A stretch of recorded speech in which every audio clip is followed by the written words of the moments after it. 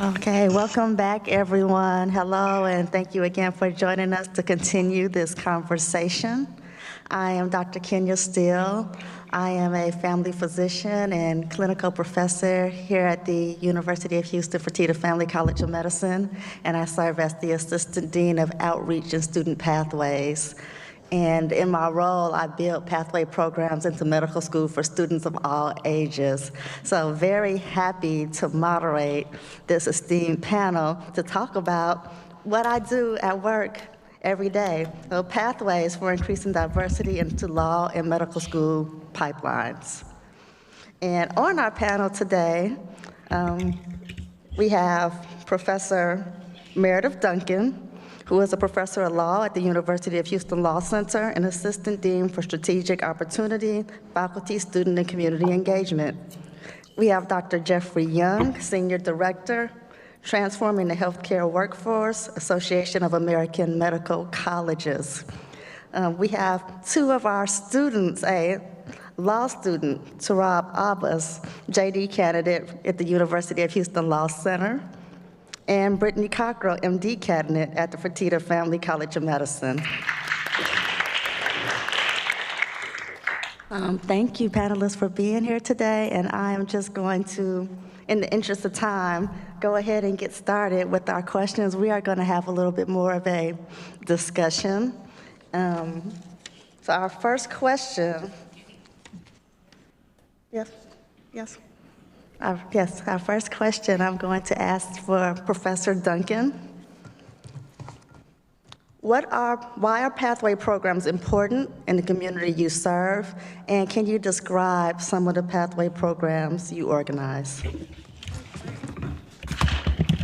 Great, thank you very much for the kind introductions and for inviting me to participate on your panel to talk about one of my passions now. In my assistant dean position at the University of Houston Law Center, I oversee the pre-law pipeline program that we have. We've had it since 2015. And to answer Dr. Steele's first question, where she asked, so what is the reason, what is the purpose of a pipeline program? Why is it important that we have one? Why are they important to the communities we serve? Well, a lot of it, the answer to the broad question, we've been discussing for most of the day. Let me show you a graph that represents lawyers by race and ethnicity currently. So, without even having to read the little, the legend on this graph, this is it shows the composition of lawyers by race and ethnicities that currently practice across the United States in various areas of legal practice. And as you might imagine, the blue part of the chart, which is greater than 75%, those are white lawyers in this country. And it's disproportionate, the representation by white lawyers in this country is disproportionate to their representation in population across the country. We have lots of little slices of the pie that you will see that represent the various ethnicities of lawyers. And I will just say that it is clear that people of color, racial, ethnic minorities, as far as in the legal profession, are grossly underrepresented. And that is the purpose of our pre-law pipeline program. And I think it answers one of the questions that the previous panel was asked. In the face of all the restrictions on affirmative action and the like, what can law schools, what can medical schools do to still diversify these professions? And one of the answers, I think, is to have these pre-law, pre-medical pipeline programs. My second graph, so keep this graph in mind, my second graph is not as colorful, but it represents the same kind of breakup. But the second graph that I'm going to show you on this slide represents the students that we've had come through the University of Houston pre-law pipeline programs by ethnicity. The larger dark red represents the black students, the percentage of black students that have come through our pre-law pipeline programs.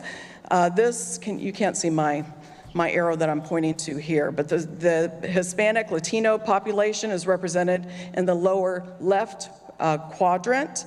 Our pre-law pipeline program is a race-neutral program, and our mission is to increase the applicant pool with diverse students that come from underrepresented populations, whether that be low-income populations, racial, ethnic populations.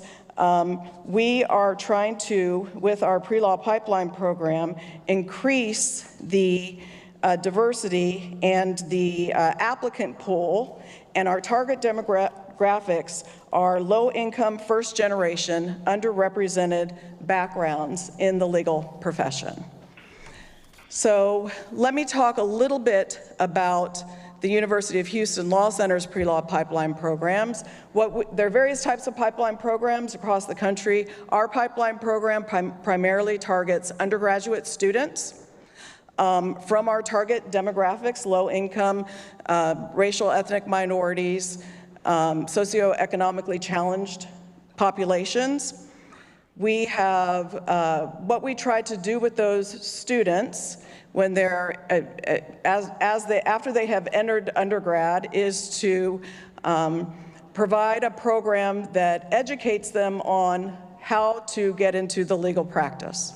So we equip them with information and help them learn how to become a member of the legal profession. I've already talked about the representation or our target demographics, and we target undergraduate students with GPAs of greater than 3.0 or higher. And what we're trying to do, I think of it as leveling the playing field in terms of increasing the number of qualified applicants to law school.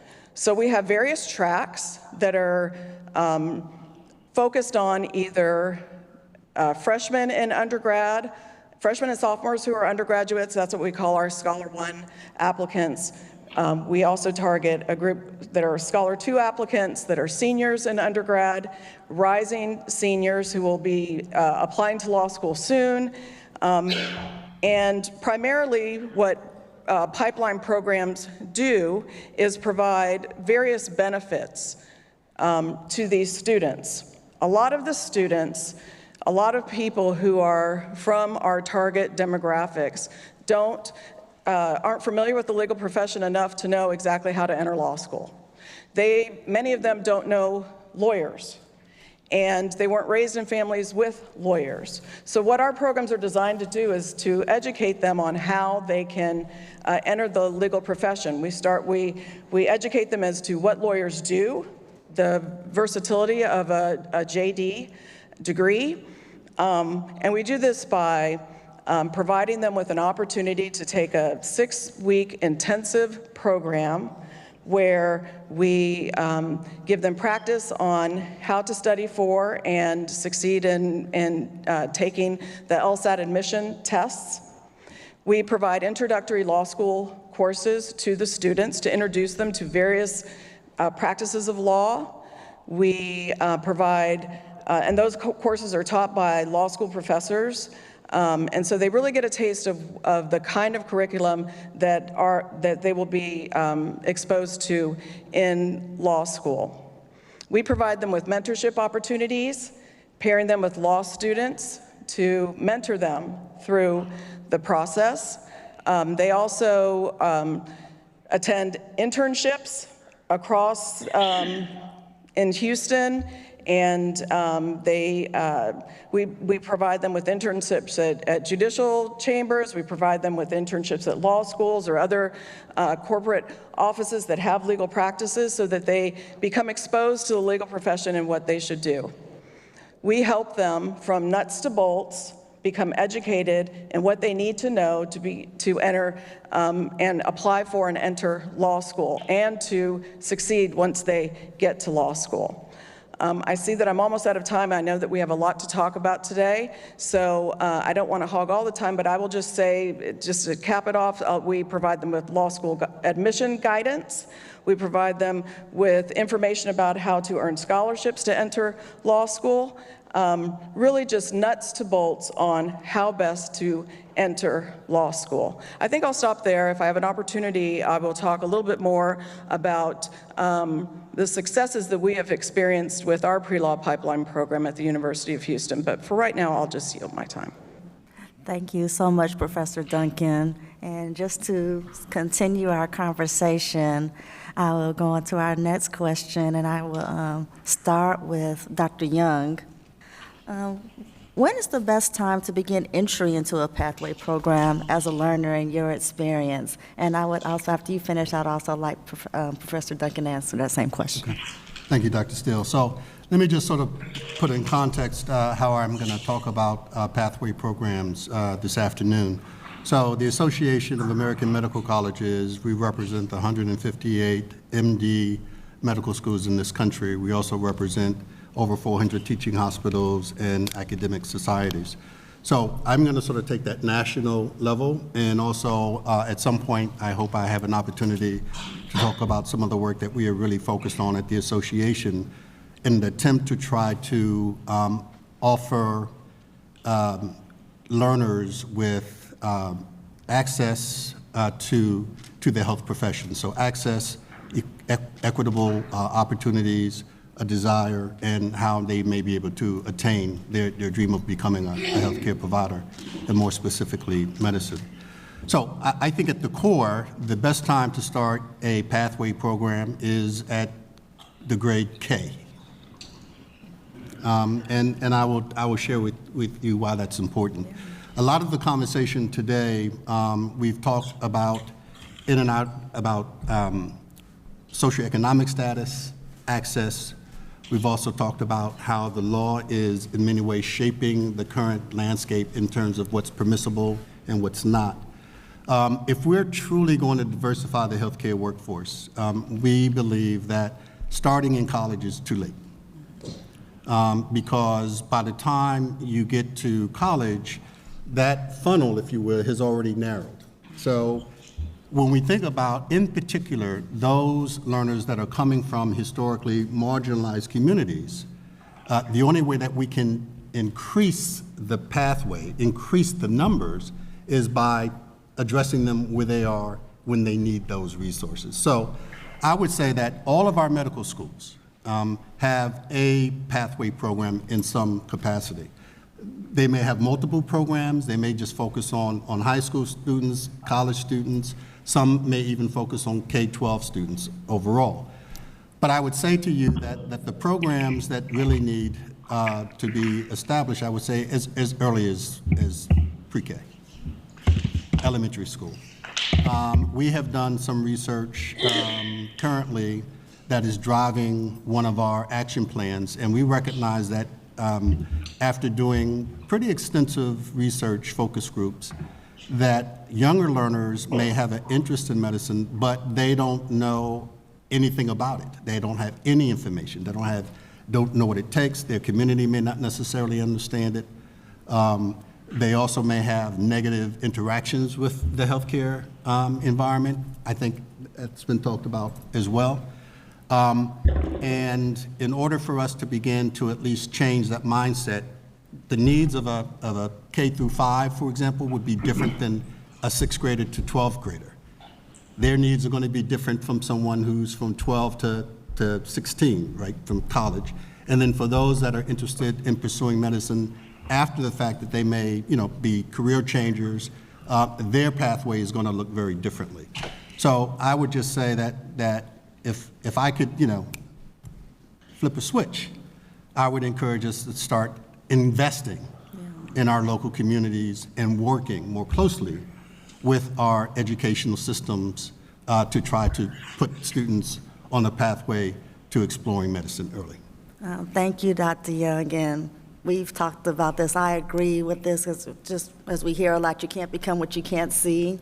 And in medicine, you really have to have the vision early in order to be prepared enough to start medical school if you want to start right after college, if that's the pathway you would like to take. And particularly here in Texas, many schools, you have to kind of determine your high school track or pathway, kind of career pathway in 8th grade. In 8th grade. And so if you don't even have the vision of medical in 8th grade, it will be a little more difficult for you to enter a pathway into medical school through high school and college. And Professor Duncan, can you answer Yeah, that? I want to echo some of the Can I same. just say one thing? Yeah. Just, I'm sorry. Yeah. The other piece is just recognize to what Dr. Steele just said, we're losing learners by grade 3, right? Or definitely by grade, 6, if you really think about it. So that's why it's also really important to begin to engage them as early as possible. Thank you. Sorry.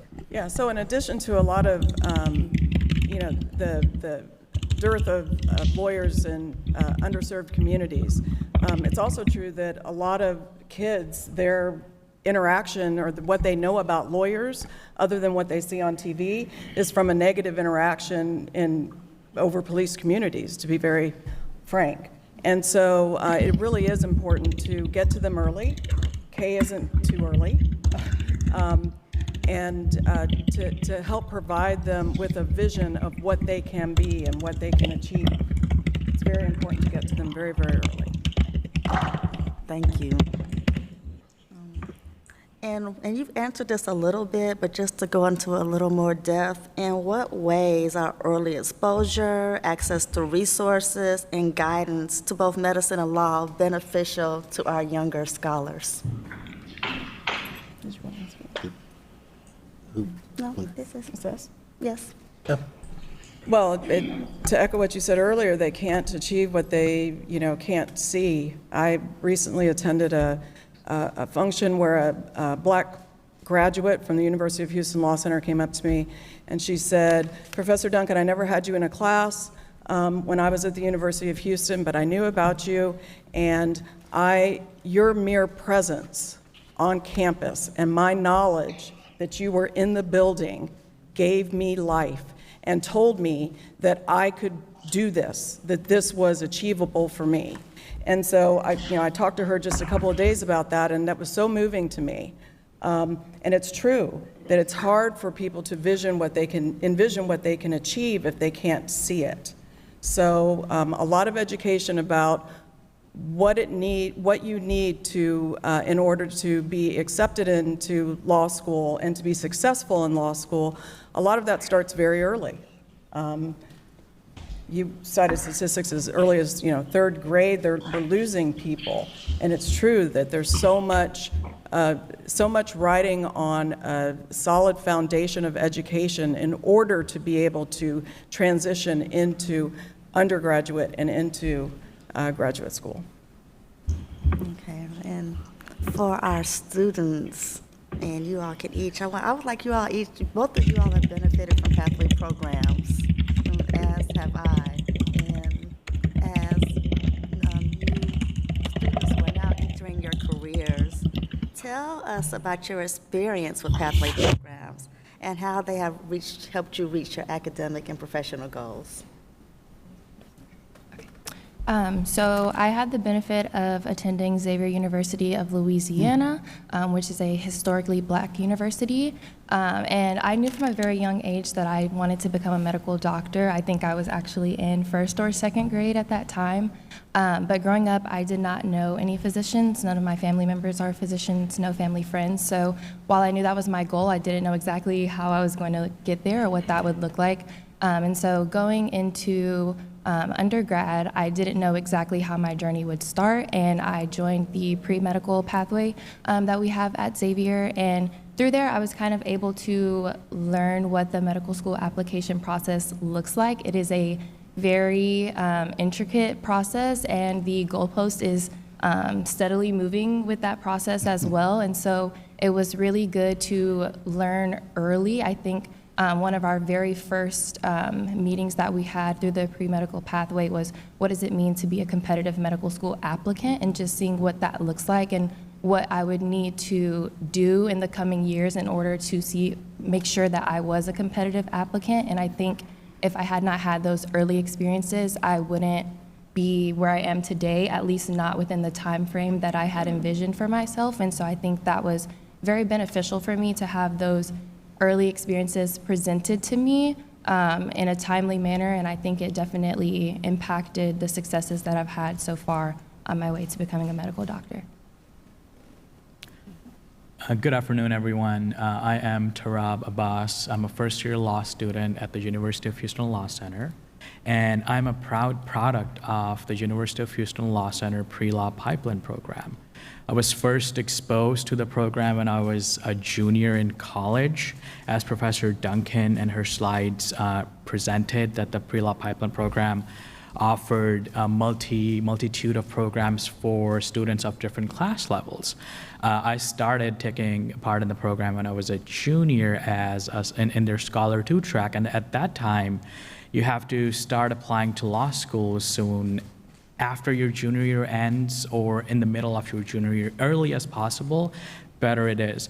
And while I was part of the pre-law pipeline program, I learned how to write a personal statement, which is personally, I think, one of the most important part of your applications. I learned to write addendums that you submit with applications to the law school. And the law school application process, unlike medicine application process to medical schools, is very intricate. It requires a lot of moving parts, requires a lot of attention to details, and absent mentors and resources that pre-law pipeline program granted me, it would have been a very difficult journey. It was great aid in admission cycle process. On top of that, the pre-law pipeline program prepared me to take the law school admission test. Law school admission test is before your application material like personal statement or addendums. Law school admission tests and your GPA are the entry requirements to get to any law school. So better you do on your admission test, better chances of you going to a specific law school. And LSAT is also a very difficult test. I had never taken a test like this before. I am an immigrant. I immigrated from Pakistan very recently, and at the time, English reading comprehension was something which was a bit challenging to me. And LSAT mostly is just reading comprehension. And absent the assistance that I got from the pre-law pipeline program, doing very well in LSAT would have been practically impossible for me. And the resources that I got from the program allowed me to do very well on the LSAT, do very well on the application process. And the best part of it was all covered by the scholarship that I received from the pre-law pipeline program. Those are just the specifics to get into law school. The pipeline program didn't stop there. After I got into the University of Houston Law Center, I applied for the Bridge internship program at the pipeline program, which is the time after you have graduated from undergrad and the summer before you're entering law school. So those 3 months, the UHLC pre-law pipeline program offers internships for the students from different backgrounds to be placed in legal workforce throughout Houston and across the entire country. And it was a great opportunity. I partook in that program as well, and I was placed at a very prestigious law firm here in Houston. And that was the first time where I was truly able to see how diverse the practice of law is. Because again, as Professor Duncan was mentioning, in movies, we are shown legal profession in a totally different sense than it is in true life.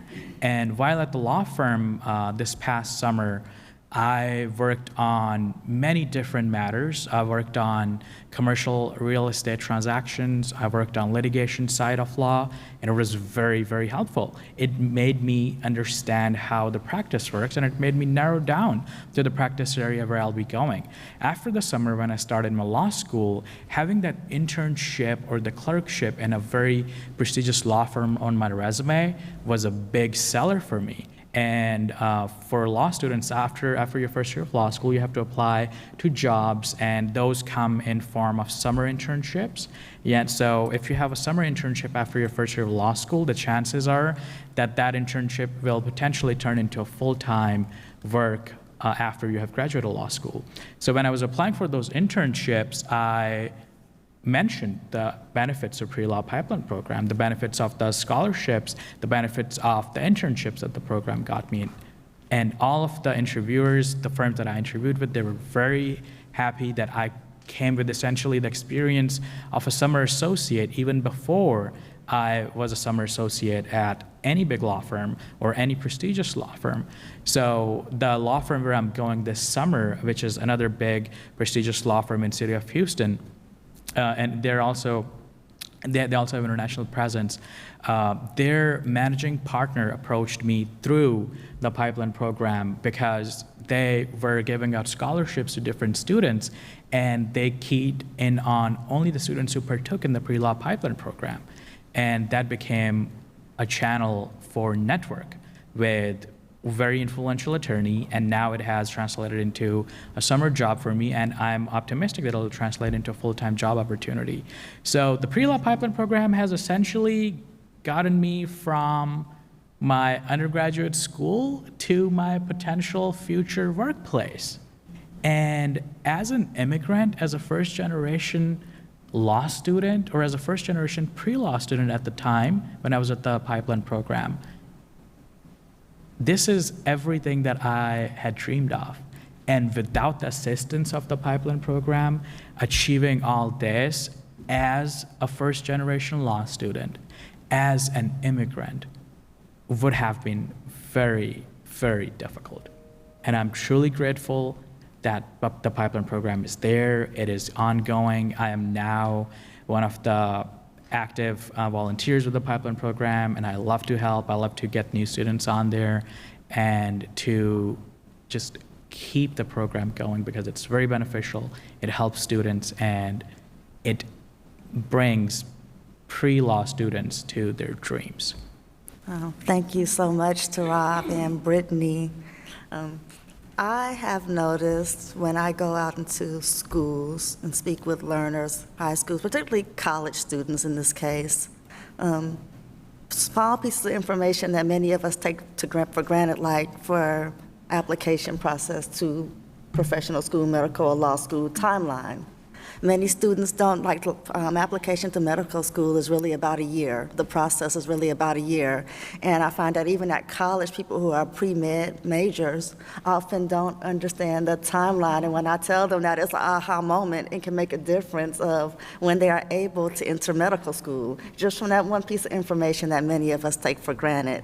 And so I would just like to ask you all and anyone else on the panel, what is a big, did you have an aha moment with any of your programs or things that you may have taken for granted that helps you get to where you are now? Sorry. No, go ahead. Okay. One thing which was aha moment for me was the network opportunities that came with the pre-law pipeline program.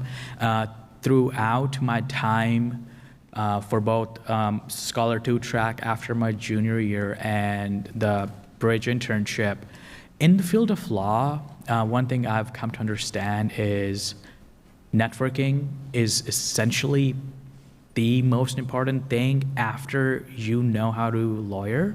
After knowing your practice, networking is the most beneficial thing.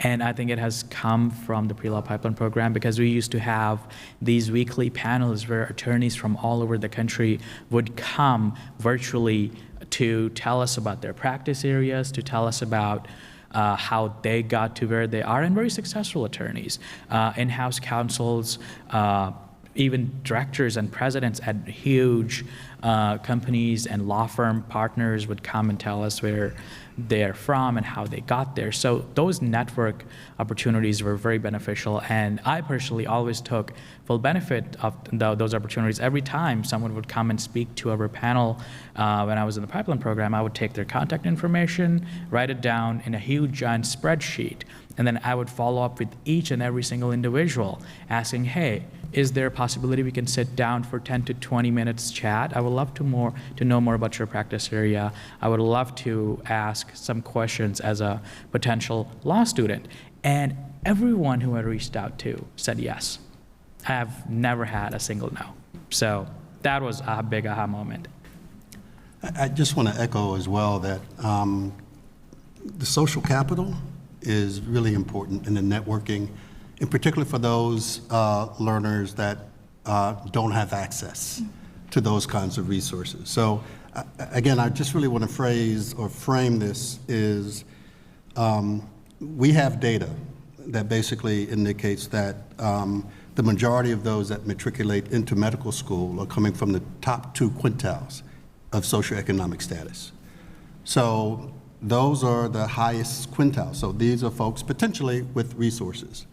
And they may have an informal pathway if indeed they come from a community of physicians within their family or other resources. Then from grade K, they're sort of around that environment. And so for those that don't have that type of social capital, pathway programs, I think, fill a significant void. So they provide that networking, that social capital. They provide sort of a roadmap by which they may need to take to get to the place that they ultimately want to be. Mentorship becomes incredibly important in this space. There are programs that will also offer academic enrichment and enhancement. They may offer test-taking skills. They may provide applicants with communication and teamwork skills. So it's an opportunity for them not only to develop professionally, but in many ways it is personal development as well. So I think that those are just very important aspects that we can't forget. Absolutely. Well, I was just going to add to that our pre-law pipeline programs are structured with all that in mind. So, one of the things that Dean Baines has told the students is you don't know what you don't know until somebody tells you, right? And so if you come from a background where you've never met a lawyer before, which are most of our students, don't know what lawyers do, we try to help educate them in what they don't know. So strategies on how to take the LSAT. Start with, there is this thing called the LSAT that you must do well on. And then strategies on how to take the LSAT. Lots of practice on how to take the LSAT. We have raised the pipeline program over the years as our students enjoy an average increase in their LSAT scores of between 8 and 14 points, which is, for those of you who aren't lawyers, it's life-changing, really, the type of law school that you can go to with an increase of 10 to 14 points is enormous. And then that's like a tangible thing that we can measure LSAT scores, but there are also the intangibles, like business etiquette. If you're at a business dinner, what fork do you use? How should you dress for an interview? What should you say in an interview? What should you say in your personal statement, as you were saying? What should you not say? How should you not act? How should you craft an email? All of those things from nuts to bolts, our program is designed to address and help our students with, because they don't know what they don't know. And although we have a structured pipeline program where we have Scholar 1s that target undergrads, Scholar 2s targets undergrads. We have a working professionals pipeline program that is targeted for people who have graduated from undergrad and they've entered the workforce, but they've decided, hey, I would like to be a lawyer. I don't know how to do that. So we have a working professionals track as well. I also want to emphasize, though, that you don't need to necessarily have an official or a structured pipeline program. My experience was I'm first generation law student in my family. I didn't go through any pre-law pipeline program, but I met one person, the first lawyer I actually had who I knew.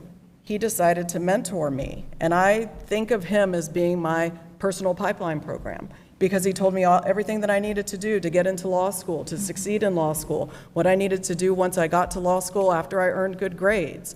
He educated me. He was my own personal pipeline program. And so I think that we can individually be pipeline programs to students who we meet who don't know anything about what we do, but they want to be us, or they know since they were a little girl that they wanted to be a doctor. We can do that, as well as having these programs that are very structured put in place. Yes, I would say that one thing that I feel like I maybe didn't have sufficient preparedness for the medical school application was, or the process was, the financial requirements that came along with that. I feel like I wasn't able to prepare properly for just how expensive the process is and all of the sacrifices that you have to make financially if you really do want to be a competitive applicant. And so thankfully through the program that I was a part of, we were provided with some outside financial resources that we were able to apply for, and that was definitely beneficial to my application process. But if someone doesn't know about those resources, like I otherwise would not have known if I was not a part of this particular program, it is a very daunting financial burden on a student that is in college. And so I always make sure to talk to the students that I mentor who are undergraduate students, and just to kind of let them know what the process will look like financially so that they can prepare to be able to be the most competitive applicant that they can be when they get to that stage. Thank you, all of that. You are so correct about the financial burden people don't expect. And I can appreciate Professor Duncan's comment about the professionalism skills that people don't think about. I think oftentimes people just assume that's a law student or that's a medical student, they should know. But how do you know if nobody's told you and you've never been entrenched in that culture and you don't know what questions to ask? So, that is just as important as preparing your application.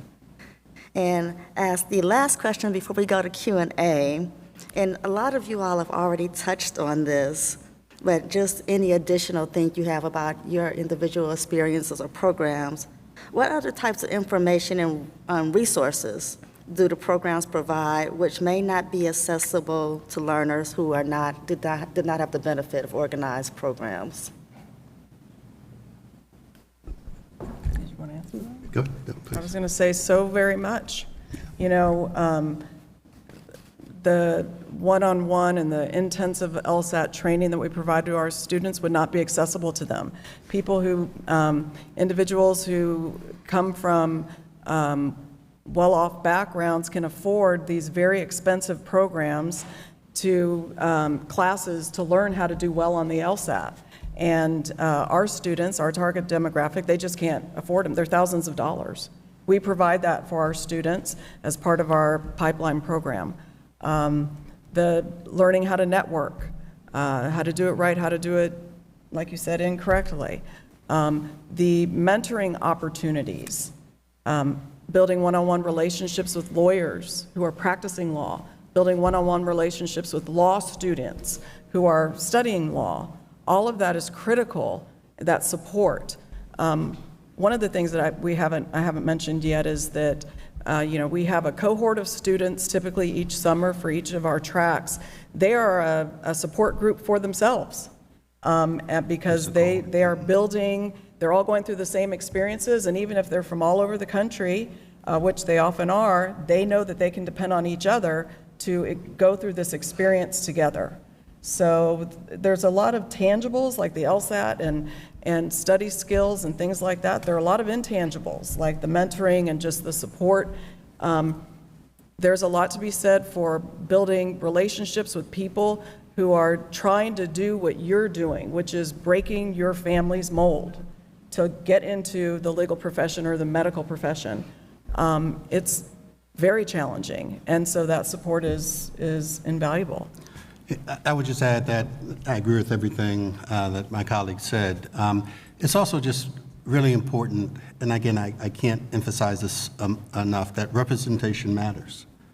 And these programs offer the learners an opportunity to potentially see people that look like them, that may have similar experiences and backgrounds, and it may provide an environment where that individual, that learner can be nurtured, which is very important, I think, in one's development. The other thing that I would add is that it's also important that these programs will provide a level of shadowing experiences, actually being able to see what doctors do and what they don't do. When I was growing up, it was ER, right? So everybody wanted to be an ER doc, and then I guess it was some other folks, doctors and doctor shows.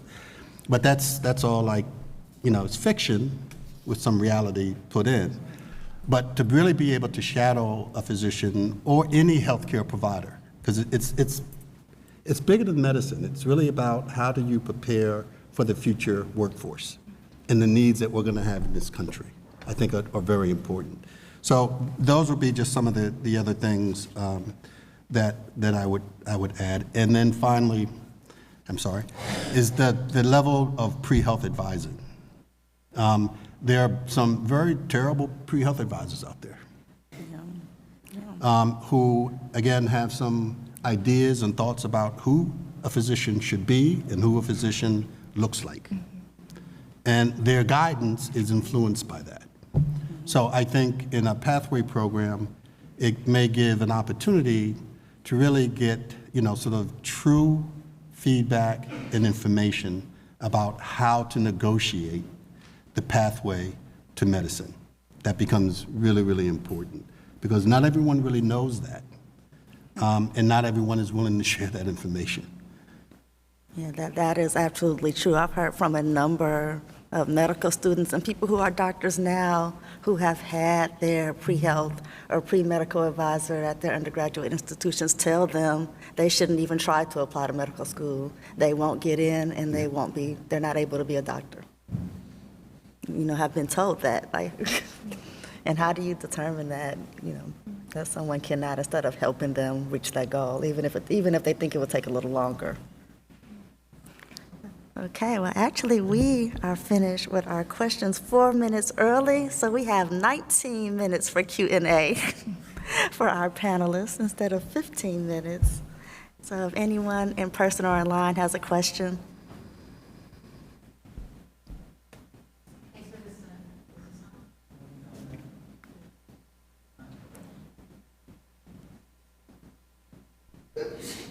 Bless you. Bless you. Bless you.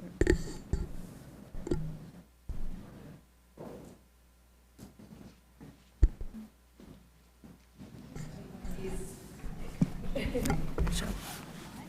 Absolutely. Yep. Ask and you shall receive. IT. Yeah, right. We will Thank be you. without that. Okay. Oh, yes. All right. Great. Thanks very much for this. This is really informative. I have to pick up on the comment that you all started out with. I think it was Dr. Young or Professor Duncan. You both said, really, you need to start early.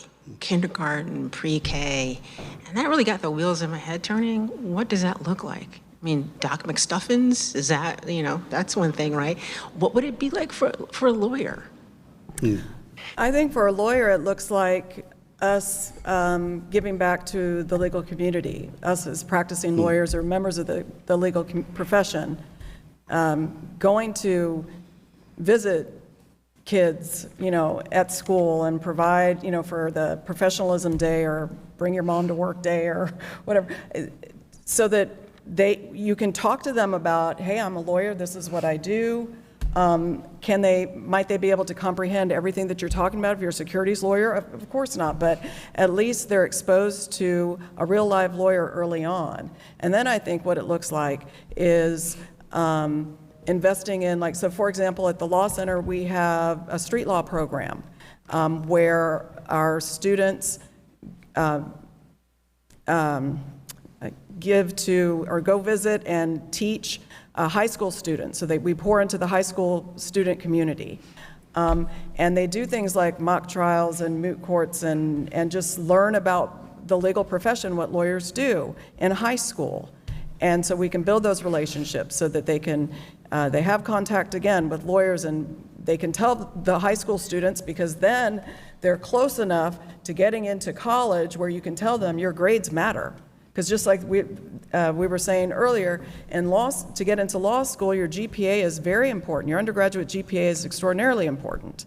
And then how you perform on standardized tests, including the LSAT, is very important. So if we could just capture them and keep exposing them to our profession, I think that that's how we do it. Kids watch TV and they hear about politics. The statistic is something like 90% of politicians are lawyers. So they can learn about, there's so many things that lawyers do with their Juris Doctorate. So.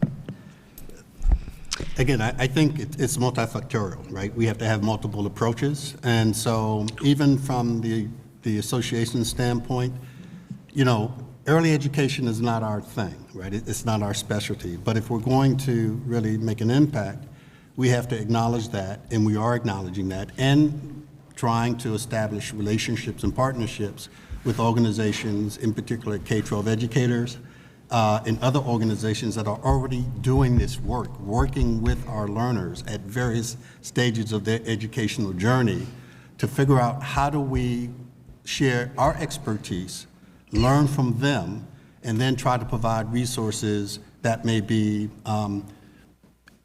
relative to that particular age group. So as an example, one of the things, yesterday we had a K-12 workshop working with the leadership of DeBakey High School. And we brought together K-12 educators from around, I guess, this local environment. And what we learned was that there are organizations and school systems that want to do this work, but they live in silos. We live in silos. So how do we convene? How do we bring people together to start having conversations that may then maybe impact those learners further upstream? So that's one of the things we're doing. And then the last thing I'll share is that we are also actively working. We have, AAMC, we have pre-med competencies. So we are now beginning to develop how would we translate those competencies so that they would be applicable to, say, middle schoolers? And then how might we work with educators to think about, is there any possibility for you to incorporate some of these competencies, which to me is just basic life skills, Right. basic life skills, in a way that would, again, facilitate and give access to these learners about what it is to be a professional, or to just even value their education and so forth. Thank you. So for the JD candidate and the medical student, how are you guys handling it? The stress. You hear that law school is very stressful and that medical school is very stressful. How do you guys leverage off each other? You're both here at the University of Houston. Are there programs that are designed to be able to encourage communication among the both degrees?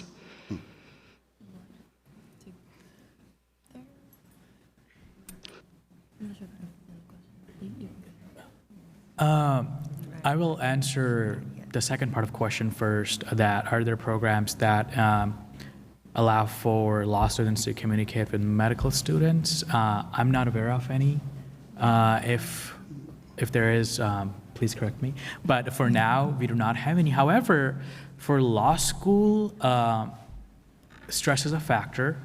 There are a lot of studies involved. Law school is nothing like undergraduate. And here, I'll go back to the pre-law pipeline program time. I remember when we were studying for LSAT, the pre-law pipeline program offered us wellness resources for us to go and talk to these wellness professionals who were hired by the pipeline program to make sure that all the students are doing well. And one of the perk of that wellness resource is even after you leave the program, you still can reach out to those wellness professionals and tell them like, hey, my schedule is looking very hectic. This is what's going on with me. How should I tackle with stress? And they guide you through the entire process. Even today, I received those emails about the wellness resource event. It usually happens every 2 weeks. And sometimes I pop in and say hi and make sure everything is right on track. But overall, I think it's a support system that you have while you're in law school and also at the pre-law pipeline program, as Professor Duncan touched on. It's not you alone. There are more individuals alongside you, and they just help you go through it. But overall, for me personally, I think it has been very well. I've managed the studies and the intricate work balance or school life balance was very difficult to manage, but I think I've done well. And again, with the support of the wellness professionals offered with the pre-law pipeline program and the support group that we have. Yeah, we provide mental health training for our pre-law pipeline students and give them access to mental health professionals who can help them with the stresses that they'll be going through during the pipeline program and beyond. It's part of our program. Do you guys have programs that reach out to organizations and businesses to be able to ascertain who's in your law school and your medical school to be able to help and I guess grow with those corporations, similarly like the cartel? Do you have lawyers that represent the cartel and medical students or doctors that come in and service them as far as their health? Oh, I'm the head of the cartel, that's what I'm asking. I can answer for the pre-law pipeline program. So going back to the summer I was mentioning before I started law school, the law firm I was at, they were two of the partners at the law firm, three actually, they were partnered with the pre-law pipeline program to take pipeline students and bring them in their law firm so they can explore how legal profession at a big law firm looks like. So I'm also an attorney too, so, okay. I did represent the cartel a long time ago. But I was wondering if there was a program that could help those students to understand how business operates, as I'm also the general counsel to the White House. So we are actually on a great drive to be able to get people like you who are here at an organization or a school function where you guys are joining together to be able to, I guess, diversify. I know that here we do have a lot of interdisciplinary programs with pharmacy students, nursing students, social work students. I think the only students that we haven't had any disciplinary work with thus far would probably be law students. So I think that that's something amazing that maybe could come into fruition in the future. I think that would be great. But as far as the beginning part of your question, we also have a really great wellness program here at the College of Medicine. So we have lots of social support. We have great mentorship with our faculty as far as our minority students goes. And then we also have really good outreach within the Houston community, like high school students. I was able to be a part of Health Career Collaborative, which is a program that is nationwide, but here we work with 10th grade students at Yates High Schools, just giving them exposure to the medical field and other healthcare careers. And so I think that that has been really great as well to be able to give those students exposure. I've had really great experiences. I've had long conversations with students about what is MD versus nursing versus PA versus MP, and just kind of answering those base level questions for them to give them an introduction to healthcare careers and what that might look like as well. That is fantastic to see that you guys are both joining together to be able to further a business purpose, as that is what we do in the White House. I'm attorney Katrina Davis. Thank you. Bye-bye. Thank you.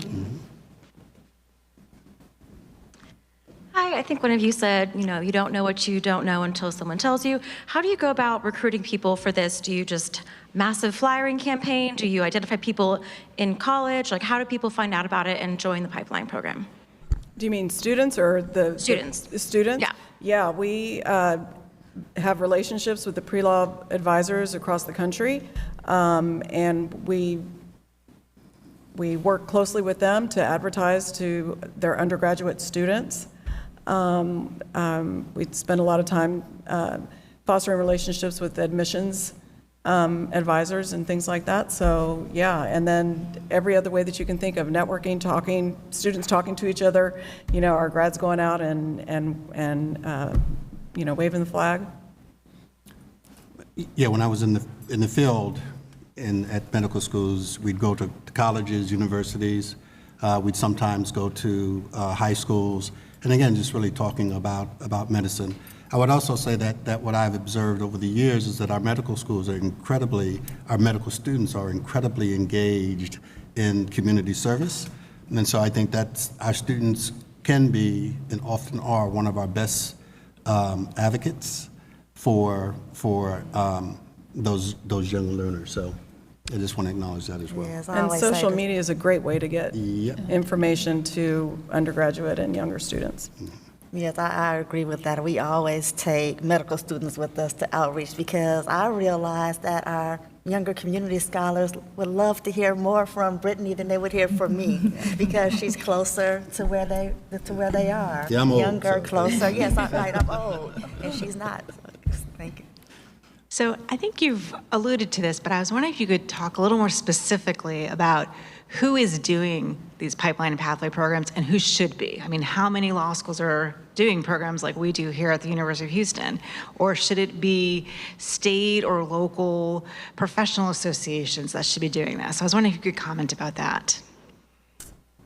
So there's several pre-law pipeline programs across the country. Of course, we've been in the pipeline program business for a while now, and of course our dean brought the pipeline program to the University of Houston over 10 years ago when he came here, and he had worked for years on it, years on pipeline programs. So we have had a lot of opportunity and resources to invest and experiment with what works best in terms of the results from pipeline programs. But if your question is,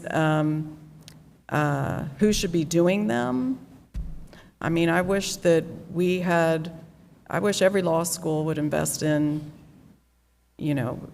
commit to doing something like this, because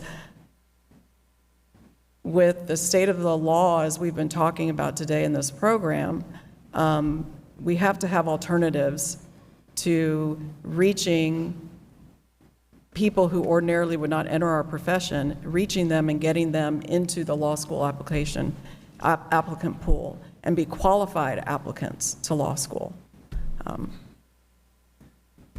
I would say that whatever organization is committed to educating our youth and offering opportunity and supporting their dreams should do this work. So that can be community, so Boys and Girls Club, or whatever community might be happening in your local community. I think clearly our medical schools, as I mentioned earlier, they do have pathway programs. And I keep saying pathway versus pipeline, because pipeline has some negative connotation for various ethnic and racial groups. And once you fall out or leak out, you can't get back in. So I'd like pathway, because if you get diverted or you take a detour, you can get back on your path. So I just wanted to just share that commentary. So I just think that it's important that whomever is willing to be a partner, then I think we should engage them. Because as I stated earlier, we know that there are organizations or institutions that doing this work, but they're living in silos. And an analogy that someone made yesterday was that there are ponds, right? And within those ponds, there's great opportunity, there's great work, but there's no sort of waterway, I don't know if that's the right term, to connect those ponds. So the more that we can find partners in our academic communities, but also in our local communities, national organizations, the more then I think we can have impact on those learners that we want to have impact on. Thank you so much. I think we have time for maybe one question. Good afternoon, everyone. Most people that are of a minority background or underrepresented background are usually put as the representatives for that group. And it's usually kind of their response, or it's almost couched as their responsibility to assist these type of programs. Now, my question is what advice could you give to those that maybe don't feel like they're part of a minority background or underrepresented to go ahead and help those who are not like themselves choose a career path much like medical school or law school? If our students want to. Let me just see if I can rephrase the question. So I think what you're talking about is what we often refer to in medicine as the minority tax, where people from underrepresented groups are tasked with doing underrepresented programs from underrepresented groups and mentoring people from underrepresented groups and things of that sort. So I got that part, but I don't think I understand the question. And so when there's people who aren't maybe of or part of the majority, or come maybe from an Anglo-Saxon background or any other background that they don't consider themselves that similar to the minority groups that are coming through, how can they participate and in what ways, and how can they benefit other communities. Okay, I do understand now. And what I would say is that diversity is inclusive of everyone. So the objective of our diversity is to include all groups. And so we want people from all groups to go out into the communities because we want a workforce that reflects the communities we serve. And there are people from multiple different backgrounds in the community we serve. Minority students are underrepresented, but there are also people in the community that are not minorities and need to see people from their culture and background as well. So yes, I would say we welcome people from all groups to go out and do community service and community engagement. And I'm going to go so far as to say it's impossible to run these programs effectively without members of non-minority groups. We need, it's a hard, if you're asking us how can we get others involved or, encourage them to join us, now that's a difficult question. I don't know that we can know the answer to that other than through education and to take the help where we can find it. But we need other people. We can't do this by ourselves. So I will just add that, in my experience, I'm a product of a HBCU, Hampton University, and various pathway programs. And it was not uncommon for me to be one of few black people once I left Hampton. And so some of my best mentors were white men and white women. So I think it's gonna sound a little hokey, but if you come with a good heart and you care deeply and you demonstrate that and you live the values that translate into respect and empathy and compassion. Absolutely. And doing the right thing, I think people will see that and welcome your input. Yes. Yeah. Thank you to our panelists. We are out of time, and thank you for all of the great questions.